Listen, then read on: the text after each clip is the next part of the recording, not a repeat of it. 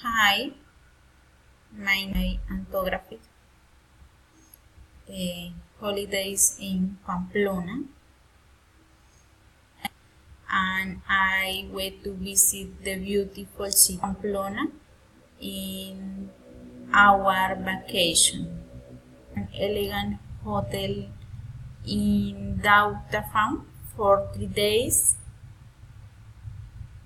Uh, the most was the Cristo Rey mountain, the whole city. My children had fun and the delicious typical dish set.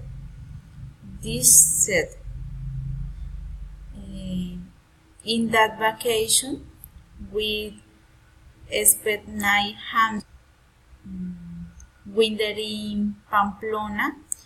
Joe, is it recommended that people wear hot beverages? Recommended? People should visit in the emblem and out the coat and gloves.